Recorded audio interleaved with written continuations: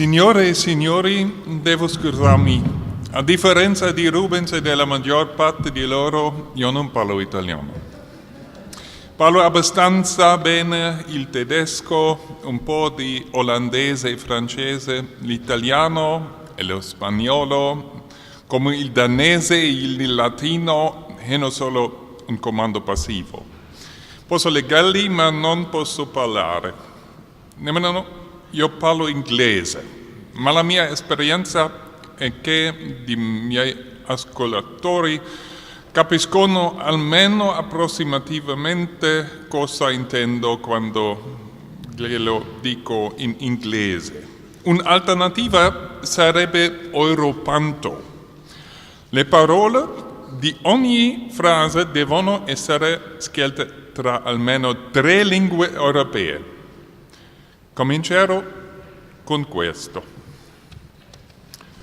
Rubens was a Caravaggisti avant la lettre. The concept and the underlying phenomenon are far older than commonly assumed. Thus, the Provençal scholar Nicolas Fabry de Peresque wrote about Louis Finson on 13th January 1614 in a letter to the politician Marie de Vic. He has all the manner of Michelangelo Caravaggio and he has long been influenced by him. Il a toute la manière de Michelangelo Caravaggio et se nourrit longtemps avec lui. Peresque had met Finson when he was on his way home to Flanders after a long stay in Naples and Rome. He had first stopped in Marseille, later in Aix-en-Provence, where Peresque became aware of him. He had himself portrayed by him and therefore also recommended Finson to others. The antiquarian and statesman Peresque, a friend of Rubens, admired Finson's monumental style, which he characterized as influenced by the manner of Caravaggio. Peresque's friend in Paris, Marie de Vic, must have found this interesting, for the commissioned Finson in 1615 to paint the circumcision in the church Saint-Nicolas des Champs. In view of his early perception of Finson as Caravaggio's successor, it is perhaps not without reason that Finson was referred to by art historians as first of the Caravaggisti. This may be assumed also in view of another early text. 1620, the Roman physician and art connoisseur Giulio Manzini wrote that the Dutch painter Gerrit van Honthorst had come to Rome at exactly the time when the style of Caravaggio was generally followed. Honthorst, who was called Gerardo della Notte shortly after his death, had arrived in Rome before 1616. By this time, when the succession of Caravaggio began to become a widespread phenomenon, in the general perception of interested contemporaries, Finson had already come to Amsterdam in August 1616, when he lived with his old friend Abraham Fink. In the years to come, Caravaggism became a style that was perceived throughout Europe. This is documented by a letter from Thomas Howard, the Earl of Arundel, who thanked in 1621 for a picture of Honthorst sent to him from the Netherlands. I think the painter had expressed your story with much art, both of the posturings and colouring. I've seen few Dutchmen arrive onto it, for it had more of your Italian than the Flemish, much of your manner of Caravaggism, colouring, which is now so much esteemed in Rome. After the return from Italy, both Finson and Honthorst were seen as painters following Caravaggio and were perceived throughout Europe as Caravaggisti. This movement began in Rome, where during the late 1590s and early 17th century, painters such as Mario Minetti, Leonardo Spada, Orazio Gentileschi followed Caravaggio's example. The new style had also quick found successors in Naples, northern Italy. As far as succession in northern Europe is concerned, the focus of research was on the aforementioned painters, but above all on artists working in Utrecht, which is summarized under the term Utrecht Caravaggism. Numerous monographs and exhibitions had been dedicated to them, then trace the phenomenon of Caravaggio in Holland. The Rijksbureau voor Kunsthistorische Documentatie, RKD, lists 141 artists labeled Caravaggisten. Rubens isn't among them.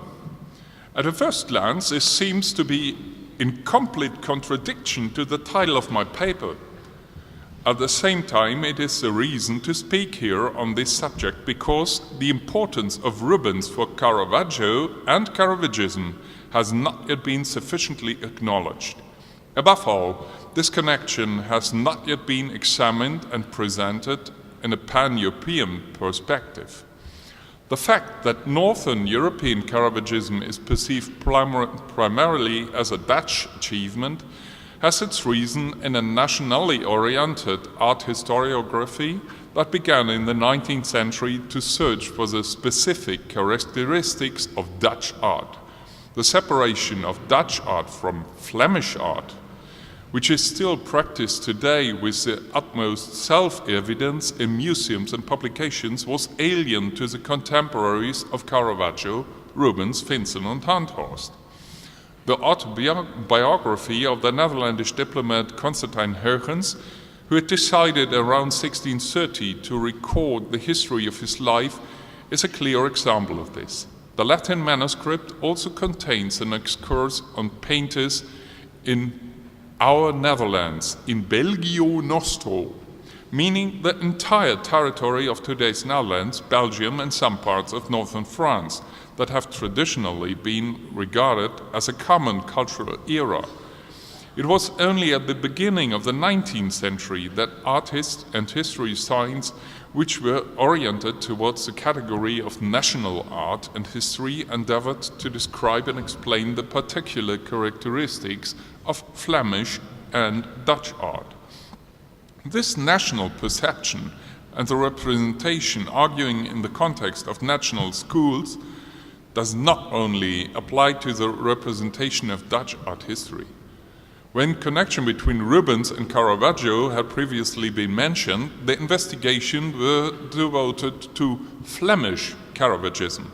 Moreover, where the connection between Rubens and Caravaggio is mentioned, their relationship is usually described as one of giving and taking, with Caravaggio being exclusively the giver and Rubens the taking.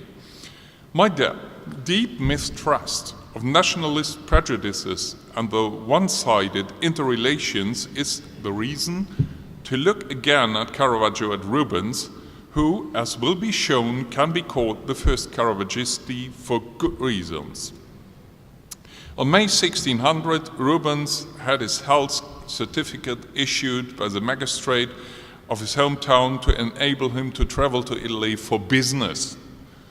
Since it was quite common among painters at the time to go to Italy for study purposes, and since this was frequent reason for traveling in the city records in Antwerp, Rubens' statement that he was on a business trip should be taken seriously.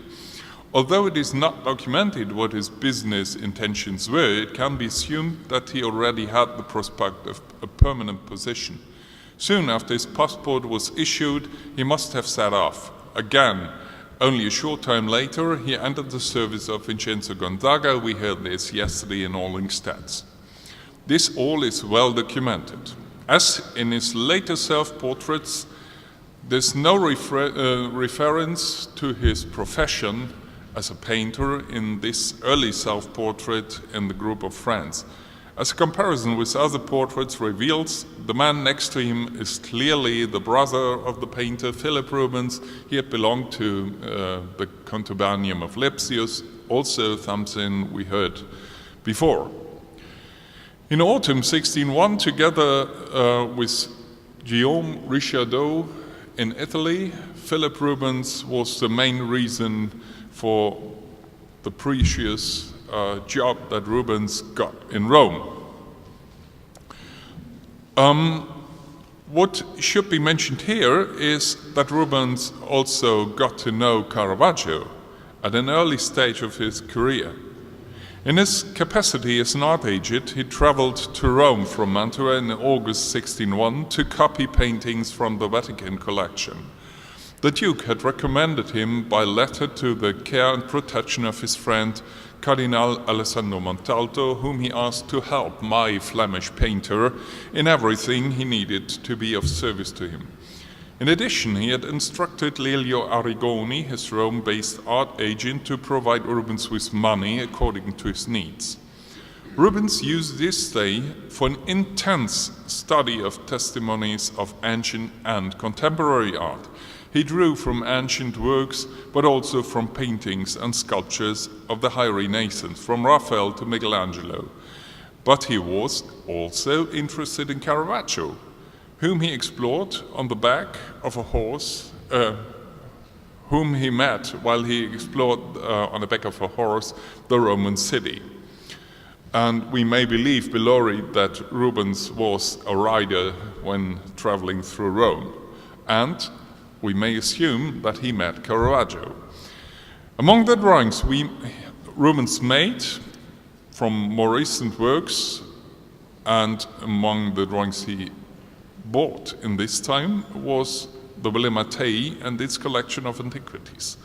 Rubens was apparently also interested in the facade of this palace, decorated in 1548 by Taddeo Zuccaro, for he owned and retouched two drawings that were related to this cycle devoted to the story of Marcus Furius Camillus. A drawing of Federico Zuccaro of his brother Taddeo at work on this facade gives a vivid impression of its former appearance. Rubens may have met Caravaggio during his visit there, because Caravaggio lived in that block in Rome, known as the Isola dei Mattei, which Federico Zuccaro's drawing shows, as evidenced by the document on the preparation of the Domitian of the Virgin, which was issued on 14th June 1601 and which will be mentioned later. It has long been assumed that Rubens did not encounter Caravaggio's works until the end of his stay in Italy through the mediation of Adam Alzheimer, but there is much to suggest that the interest of both artists in each other has awakened earlier. A good example of this is a drawing that is now in the Getty Museum in Malibu. At first glance, a figure of the sitting young man shown on the left is inspired by Caravaggio's Calling of St. Matthew.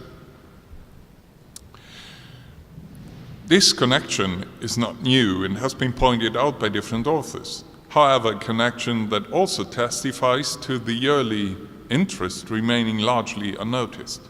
It is not only the fact itself that is interesting, but even more the observation that the exchange was reciprocal. In the summer of that year, Archduke Albrecht commissioned Rubens to paint an altarpiece for the chapel of St. Helena in the famous church of Santa Croce in Jerusalem and Rome. With the St. Helena finding the Holy Cross for the main altar and the two flanking pictures, a crowning of thorns and a cross erection, Rubens was able to position himself within the Roman art world. For his depiction of the coronation of thorns, Rubens was inspired by Titian, which can be shown by a comparison with his crowning of thorns designed in 1540. In the same way, a closeness to Caravaggio can also be felt, which, however, is not due to the exemplary nature of the crowning of thorns in Prato. When this picture was made, the chapel with the paintings by Rubens was already inaugurated. Here it is Rubens who precedes Caravaggio. This may also apply to the drawing of the crowning with thorns preserved in Braunschweig today, which was definitely created before the commission in Santa Croce, and so definitely before Caravaggio's painting of the same scene. It is certainly worthwhile to further investigate this interrelationship. It should be noted that the exchange between Rubens and Caravaggio was reciprocal and began earlier than generally assumed. Another early evidence for Rubens appreciation of Caravaggio's paintings dates back to 1607. Already in 1601, Caravaggio had signed a contract with the lawyer Lazio Cherubini and Palazzo Mattei, who not only informed us about the artist's address at that time. According to the document, Caravaggio was to paint the Domitian of the Virgin for Cherubini's chapel in the church of Santa Maria della Scala, according to the draft submitted. However, this church was not completed until 1606, so that Caravaggio only began to execute the ordered painting after this time. The painting provoked a veritable scandal. Although the representation was theologically correct, the painting was removed from the church. This can be seen in a letter from Giulio Mancini, dated 14th October 1606. According to this, the painting was considered lascivious and inappropriate but this did not prevent Mancini from buying it for his own family chapel or trying to buy it. The purchase failed because Peter Paul Rubens, and it was Rubens again, had intervened. He had urged his employee, the Duke of Mantua, to purchase the paintings for 350 scudi. We heard this yesterday. It has often been shown that Rubens has always adapted Caravaggio's dramatic lightning effects to his own pictorial language. He never directly copied Caravaggio's large figures, which were so forcefully placed at the front edge of the picture and close to the viewer in his paintings. However, he knew and used these effects well. A good example for this is the Adoration of the Magi, which was commissioned immediately after Rubens' return from Italy to open a series of major public commissions awarded to Rubens in Antwerp. This picture, later revised and supplemented by Rubens himself, was originally smaller than it appears today. More clearly than in its present state, this first version shows how much Rubens was interested in Caravaggio's light effects and how he used the side figures placed at the front edge of the picture, so typical for Caravaggio's pictorial narratives. It is particularly instructive when one comes close to the picture and discovers, for example, that boy who blows full of fervor into the incensed thurible in the childish concentration. And you see him here, and I bring him near to you. From here, it's only a very small step to the 1616-17 painting in the Mauritshuis, in which Rubens proves to be a Caravaggist in terms of color and motive. It shows an old woman whose wrinkled face is illuminated by a candle in her right hand. Her eyes are cast downwards, her expression placid as she shields the bright flame with her left hand. Her arm is hooked through the handle of a basket. A young boy leans up against her right shoulder, a smile playing on his lips. He is looking at the face of the old woman, not at the candle in his right hand, which he evidently intending to light from the candle held by the woman. The details of clothing are painted with very energetic brushstrokes that are still visible, the lifelike faces imbued with animation through the skillful modeling of paint. Rubens' interest in staging lightning effect may have been prompted by Caravaggio, who, however, never directly portrayed the actual source of light in his innovative paintings. Rubens' painting had quite an impact on later painters. Numerous painted and engraved copies attest to the immense popularity of this painting at the time. Godefried Schalken not only copied the effect, but the whole painting. Numerous other copies can also be found early in northern Netherlands, where before 1621, Rubens' painting Judith with the head of Holofernes, which perfectly depicts death, also hung in a private collection in Leiden. Much has already been written about this painting and the phase of Rubens' work in which between 1609 and 1621 the confrontation with Caravaggio's art becomes particularly evident.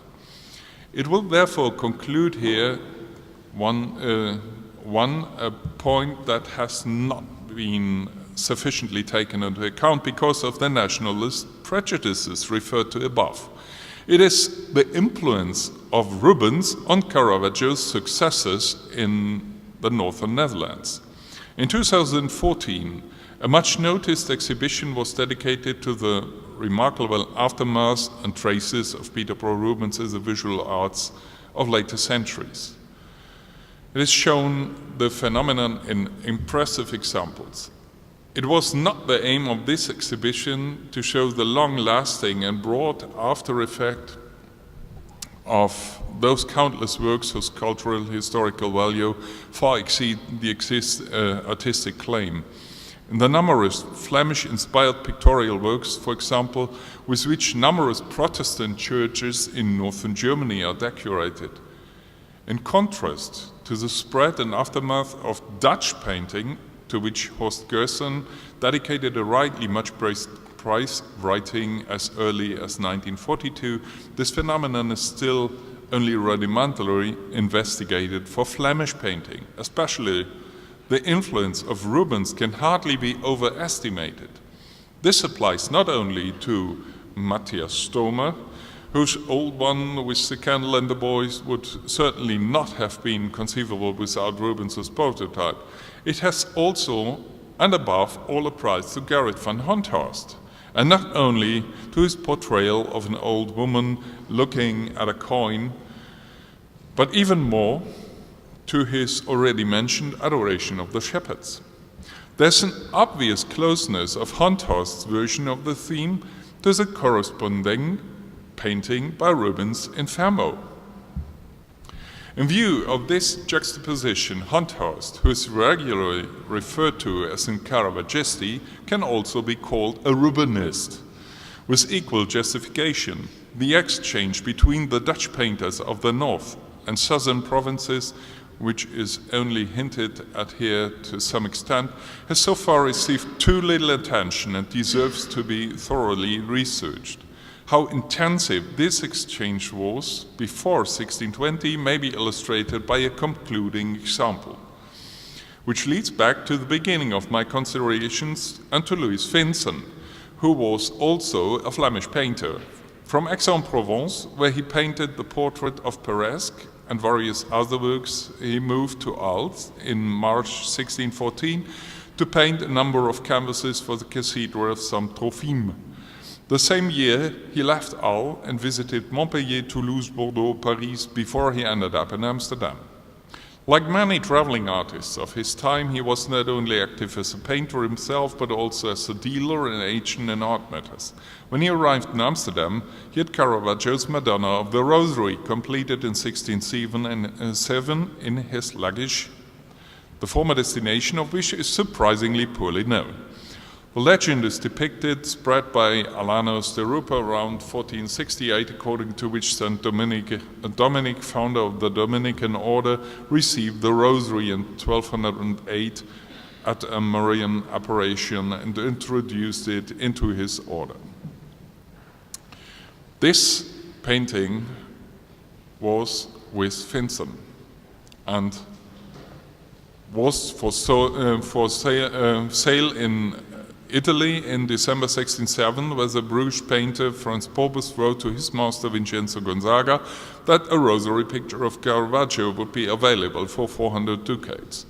Then, years later, this painting was mentioned in the will of the painters Louis Vincent, who died in Amsterdam in 1617, and who bought the painting in Naples. As Vincent's will also show, he was not the only owner of the painting at the time of his death. His co-owner was a painter, Abraham Fink, who survived his business partner for only a few years. He died in 1619, whereupon part of his estate was auctioned. The last batch went on the hammer in August 1621. What happened further is illustrated by a view of the Antwerp St. Paul's Kirk painted in 1636 by Peter Neves, and a document recorded by the Antwerp Dominicians, so in 1651. A large painting made by Caravaggio you see it behind the second column on the left, which had stood earlier among the 15 mysteries of the Rosary in the chapel above the altar, procured by various amateurs, namely Rubens, Bruegel, von Balen, Koymans and others, who recognized in this painting an excellent, great work of art, and yet not high in price. The same bought for the love of the chapel and in order to have a rare painting in Antwerp. They bought this painting and installed it in the row with their own paintings on the rosary, and you see that Rubens was deeply indebted to this church because his own painting was only paid with 150 guilders. This was far from what Rubens normally got for such a painting.